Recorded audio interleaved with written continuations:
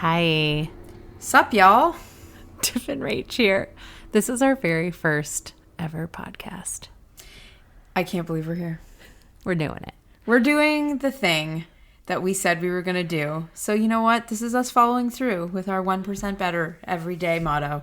Yep. So Tiff and Rach, I'm going to introduce myself. I am Tiffany Miller.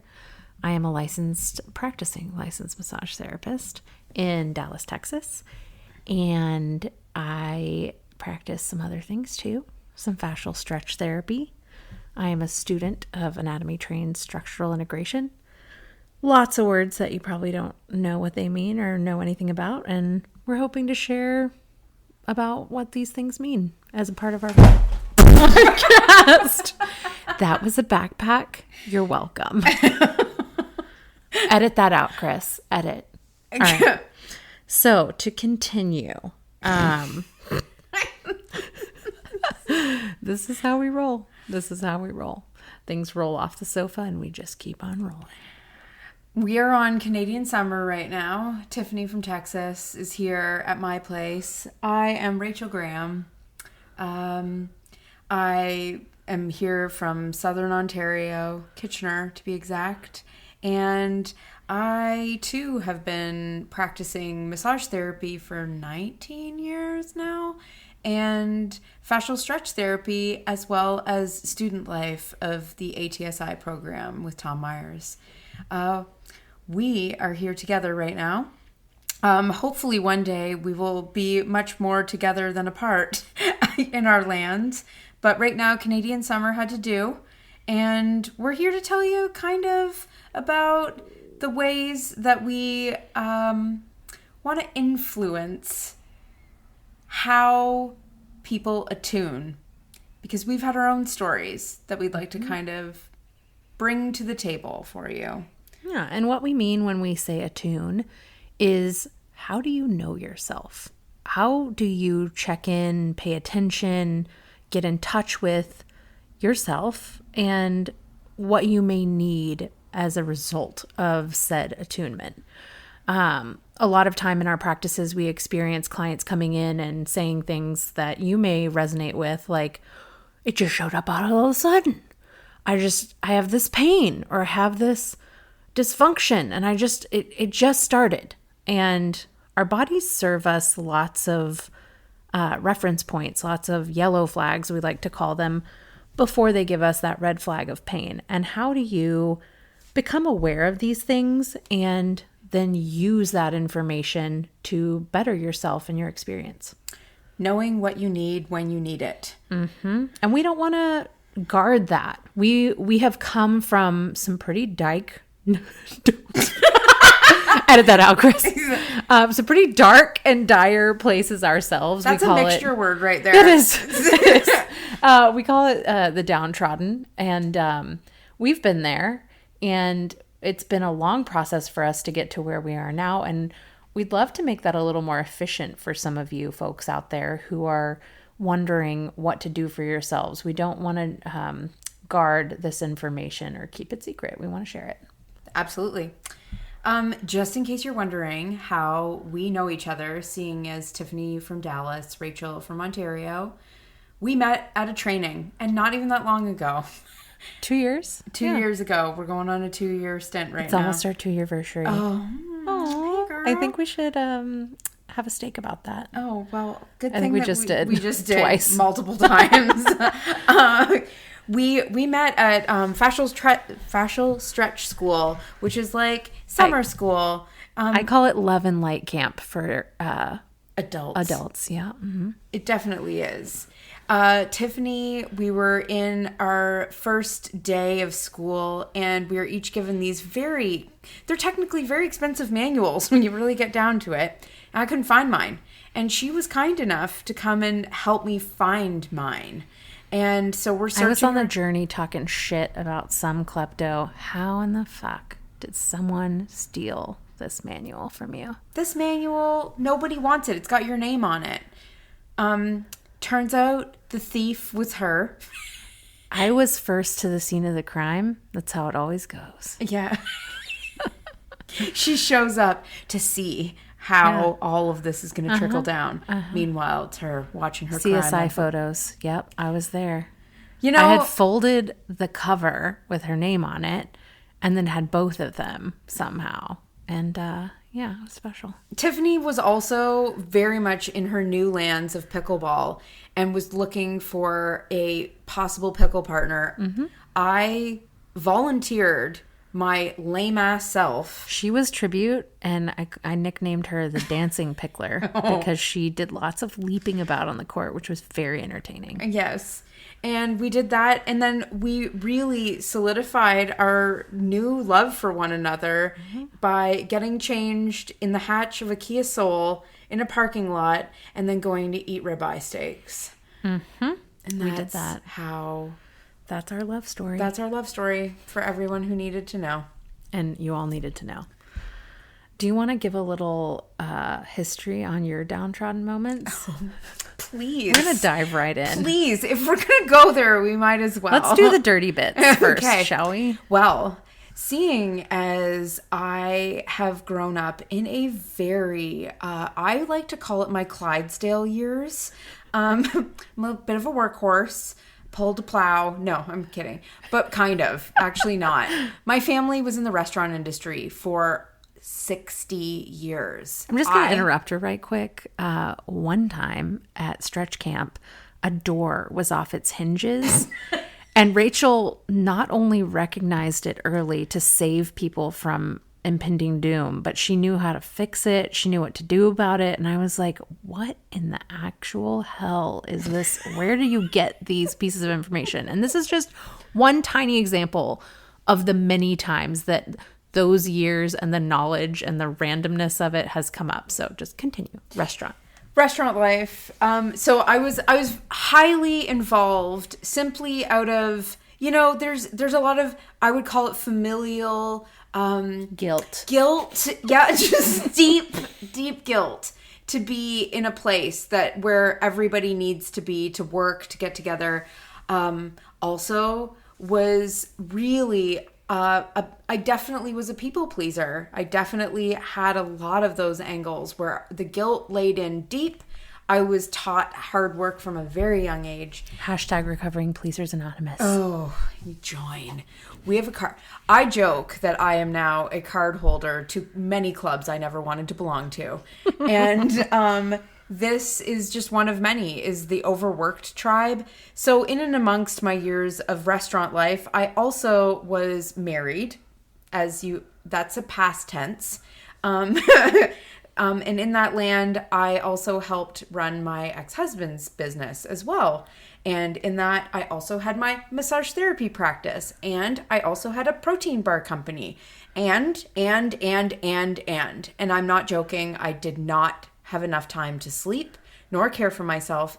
And in that time frame, my mom got really, really sick with cancer. And I saw my world tumble into absolute fragmented pieces from one day to the next.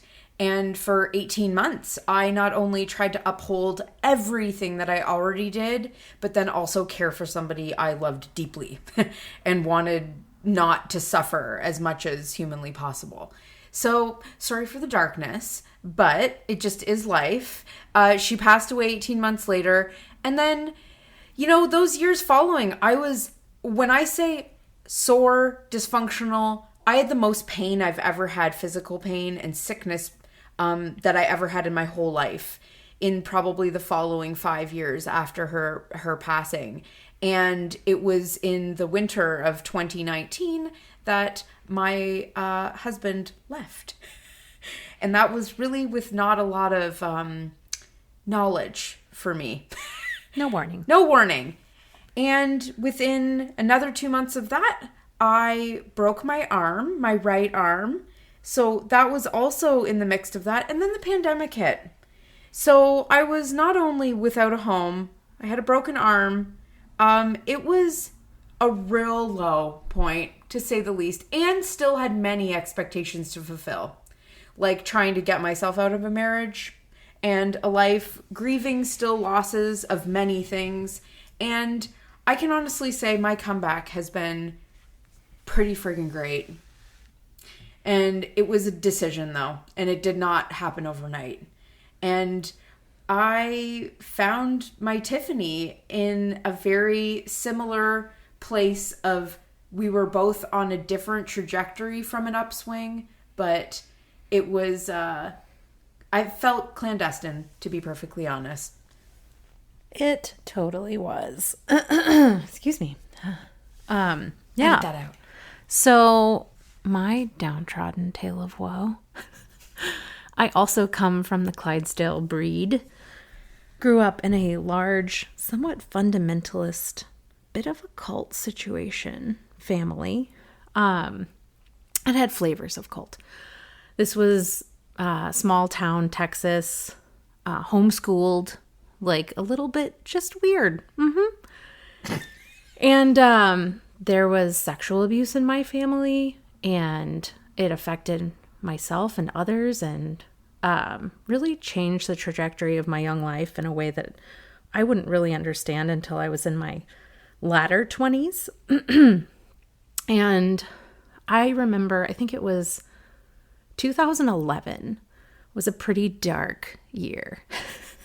And I spent my teens and 20s trying to fulfill other people's dreams and being the Clydesdale of that situation. So if someone, I have a dream of this business, or I have a dream to accomplish a goal, I would jump right in and I would be, I'm your freaking girl. Like, sign me up, load me up, I'll do whatever. And part of that was a little bit of workaholicism to avoid all of the feelings that I just didn't know were in there or how to process.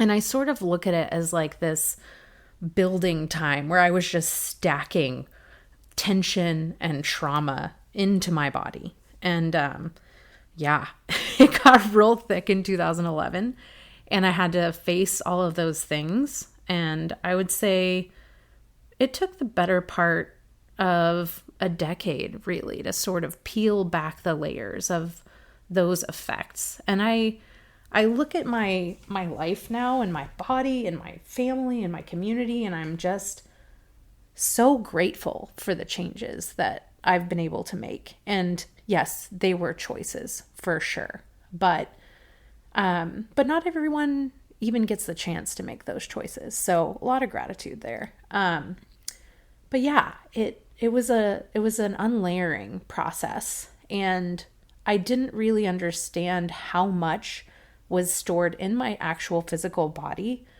until maybe 5-6 years ago, when I started to, I guess, melt. I would say thaw.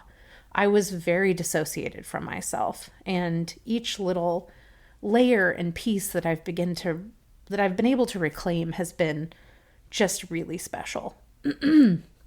And this attunement process and the capacity to attune now is so important. It's so powerful, and I'm just really excited to share it with you guys. My girl. Oh, get the tissues. It's been, that is a resonant piece that we want people to feel, that like this, where we are now, a lot of people just, they imbue an idea of us as this is how we've lived. And it has not been the case. We are like, we're Benjamin Buttoning. We are on a Benjamin Button journey of physical and mental acuity and emotional acuity, and remaining curious. And we really want people to allow themselves the delight of staying open. Just enjoy is what I like to say. Yes. Just enjoy part of the ride. We are looking to empower and educate everyone. We don't want to disclude, but we want everyone to understand their bodies and their own needs and enable them to integrate that into their lives effectively. Because when you know and you treat yourself well, that extends beyond you, and it creates capacity for what we like to call traveling community, this embodied concept of taking connection and creating community wherever you go, which is how we live now. And it's that piece that people latch onto about us. Like we have a bit of a magnetism that people are like, how are they so energetic and passionate and curious and enlivened and people want to be around us. And it's something that we enjoy. We love creating that. We call it, we take the vibes. And people say it to us all the time. We were recently at a workout class and someone, oh, thanks for coming. You brought some vibes. And we're like, okay. Yeah. Hair flip. It's just, it is part of how we live. And we've cultivated the vibes and now we carry them around. And you know what? They're not even burden filled. No. They're not like the satchel of sadness that we both used to carry. Oh my God. So many satchels of sadness. Like the capacity for satchels of sadness on those Clydesdales in those years. And now when we look around the world and we see people through a different light, through a more educated eye, and we can sense lots of things about a human by the way that they present. And the main vehicle that we currently are deeply curious about and studying endlessly is the fascial system. And we see people's lives in their fascia. We see it, we feel it, and it's something that we really want people to understand better. It's been the largely ignored system. And, you know, we like to still cordon everything off. Humans love to label everything. And this system is not separate from anything else. It's actually the great connector. Mm-hmm. And I mean, when we it's labeled the sticky it, bits. Yeah, it's the sticky gooey bits that are incredibly communicative. They are the thing that's resilient, springy. Yeah. And they can be reconfigured and they're plastic. All the time. All the time. And we want to bring some awareness around this system. And we also want to bring awareness because it goes way deeper than that, you know? It goes all the way to the top, as they say. Yeah, it does. And, you know, we're here to bring you along for the ride. We want to learn. It's part of our curiosity that we're putting ourselves out there in this capacity. And it's also a call for you to want to maybe take that ride of curiosity with us. Get on the boat. And let us, we want to hear from people. We want to have, you know, anybody else's questions and curiosities be met as well. Yeah. So as the time goes, this is, you know, the evolution of this pod is one that we're willing to not know yet. Yeah, we're casting a wide net, if you will. We are. Well, one of the things that we really want to explore is the way systems work together and how the fascial system influences many other systems. So among this exploration of attunement, we will be kind of diving into some different systems to explore our own curiosity and connect with you all. Yeah. Yeah, and the world around the fascial system and connections is that, you know, nothing ever lived apart. Mm-mm. And for us to understand, you know, the meat suit that we live in, as well as the way that we exude our personalities and our emotions, they live inside this space that we take up. And we want people to be in the most elevated place. And most embodied place. Like, how do you take all of these areas that you may not super understand or connect with or really like and create something that, while it doesn't have to be necessarily positive, is maybe a little more neutral and better understood and integrated. Yeah. Yep. Well, I think that wraps us up. We're going to sign off for this one. Yeah. Stay Welcome, tuned. Podcast number 1. Welcome to the Knowbodies. Hell yeah.